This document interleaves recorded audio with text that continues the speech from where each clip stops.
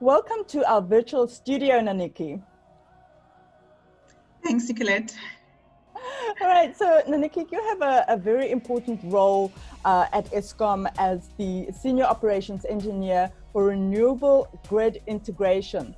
So let's start off with a bit about your background, your professional experience, and especially around the main area of responsibility that you have at Eskom. All right, no, thank you for the opportunity. So I'm a renewables engineer in grid integration, and I've been in the operational space for just over 15 years. And the focus currently in my current role is more on grid integration, ensuring that the plants that we get on the grid are grid code compliant. We do continuous real-time monitoring of the plants, and basically just ensuring continuity of supply for the rest of the connected power system users. All right. So during the lockdown that we are experiencing now in South Africa, how has COVID-19 affected you personally, and how has it affected your work and you as a leader? All right. So I think one of the hats that I wear is on disaster risk resilience within the operating unit, and I'm responsible for the Provincial Emergency Operations Center as well. And obviously with the current pandemic, we've had to, I would almost say, re-engineer how we do things. We've had to be careful in how we sending out our people out in the field. That's now the people that are in the front lines, as well as just ensuring sustainability and productivity within the teams that are working in the home offices as well. So it's been a big readjustment. I think the first level 5 lockdown, we've seen that we have to significantly ramp a lot of our daily outputs and activities that is now focusing mainly on your faults versus doing continuous maintenance and things like that. So we've had to re-engineer and look at how we can prioritize certain things. And I think just ensuring the synergy within the team, ensuring that there's now the guys that are working based in their home offices, that we still continue in delivering our activities, be it that it's obviously within a different framework, but yeah. Yeah, it's very difficult, I think, for everybody to acclimatize to the new way of working, and taking your health into consideration at every step that you take.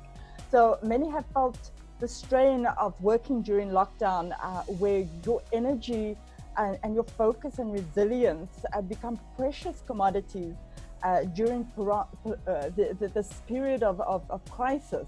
So what is your advice to other leaders in persevering and maintaining your energy levels? It's been a difficult one, and a definitely difficult challenge. I think having to tap into your internal resource of strength during this time, and obviously taking into consideration that most of your team members might not necessarily be having that family support physically around them, that we just need to be mindful and empathetic to the staff members during this time. And I think for me personally, I've had to juggle and balance work-home responsibilities. Just the other day, we had a virtual Mother's Day picnic that I had to fit into my program of multiple telecons within a day's program. But obviously, certain things you just need to make sure that you accommodate. I think that's one thing in terms of flexibility, is that we should still be more focused on output versus time in, that you now 8 to 5 that you're working, but you might find, well, at least now we're finding ourselves that things have to change. You're not going to expect your employees to be sitting all the time within that 85, but we just need to monitor in terms of outputs as well. So it's just the juggle and that balance between home life has been a definite challenge for me, and being intentional in terms of when I am doing work, the activities that I put in, as well as when I am, it's home time and it's family time, that I'm really present in those times. Exactly. And I think that everybody is experiencing this new normal of having your workspace within your home environment, and how your children then expect you to be available 24/7. So how do you make sure that as a leader you're making the effective decisions during this time, and that your mental well-being and that of your team as well are really focused?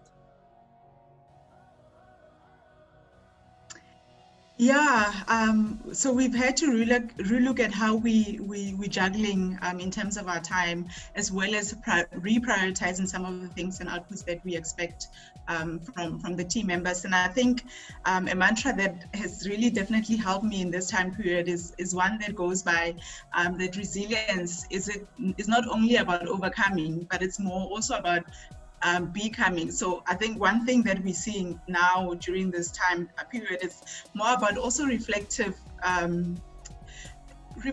on what are the things that are essential, what are the things that you as an employee are supposed to be delivering during this time, and that we're not just looking at, okay, this must just end, but how are we also reshaping the way we're doing things during this time period. And I think personally also just creating boundaries between my home time and family time, that you're not going to be expected to be 24/7 available. Just because you're working from home doesn't mean you need to be working 24/7. And I think for that mental capacity as well, that we should be mindful of the fact that people are juggling just a whole lot, and there's a lot of overload, I would say, of the bad news in terms of the pandemic itself, and that empathy needs to come in terms of how we're dealing with our staff during this time period. And yeah, I think just providing that lifeline to colleagues and checking in from time to time into how are you doing and how you're coping during this time period definitely helps and goes a long way in all of us just juggling and trying to adjust to the new normal. Exactly. I love that mantra that you have. I think it spells out exactly how we can cope during this time. Naniki, thank you so much for sharing your personal insights during the COVID-19 lockdown. I appreciate the opportunity. Thanks, Nicolette.